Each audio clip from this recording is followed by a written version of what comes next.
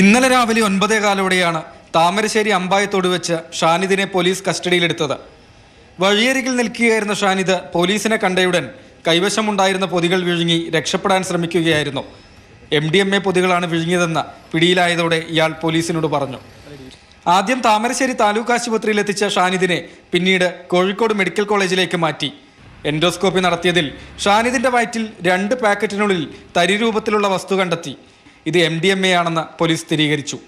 പാക്കറ്റുകൾ പൊട്ടി MDMA രക്തത്തിൽ കലർന്നതാണ് മരണകാരണമെന്നാണ് നിഗമനം. മദ്യപിച്ചാലല്ലേ മണം അറിയും, അതൊന്നുമില്ലല്ലോ. വല്യമ്മ അവിടെ ഉള്ളേ, വല്യമ്മ പറയും ഇപ്പം പോരുത് കണ്ടത് എന്നൊക്കെ പറയും. രാത്രിയൊക്കെ പോയാൽ അതിലൊക്കെ പൂട്ടിയൊക്കെ ഓള് കിടന്നാലും അതിലൊന്ന് തുറന്നിങ്ങനകത്ത് വരും. ഭക്ഷണം ഉണ്ടെങ്കിൽ എടുത്ത് തിന്നുകയൊക്കെ ചെയ്യും. താമരശ്ശേരി ഇപ്പോൾ അമ്മയെ കൊന്ന സ്ഥലം ഇതിനടുത്താണ്. അതുപോലെ അനിയൻ ചേട്ടനെ വാളുകൊണ്ട് വെട്ടിയ സ്ഥലം ഇതിനടുത്താണ്, ചമലിലാണ്. അപ്പോൾ ഇത് ഒരു വലിയ ശൃംഖല കൂടുതൽ വ്യാപകമാണ്, ഈ പ്രദേശത്ത് വ്യാപകമാണ്.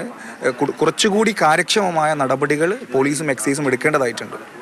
MDMA പൊതികൾ വിഴുങ്ങി 26 മണിക്കൂറിനകമാണ് ഷാനിദ് മരിച്ചത്. താമരശ്ശേരി അമ്പായത്തോട് മേഖലകളിൽ ഇയാൾ മയക്കുമരുന്ന് വിൽപ്പന നടത്തുന്നതായി നാട്ടുകാർ പരാതി ഉയർത്തിയിരുന്നു. ഷാനിദ് നേരത്തെ താമരശ്ശേരി കോടഞ്ചേരി സ്റ്റേഷനുകളിൽ രജിസ്റ്റർ ചെയ്ത മയക്കുമരുന്ന് കേസുകളിൽ പ്രതിയാണ്. മാതൃഭൂമി ന്യൂസ്, കോഴിക്കോട്.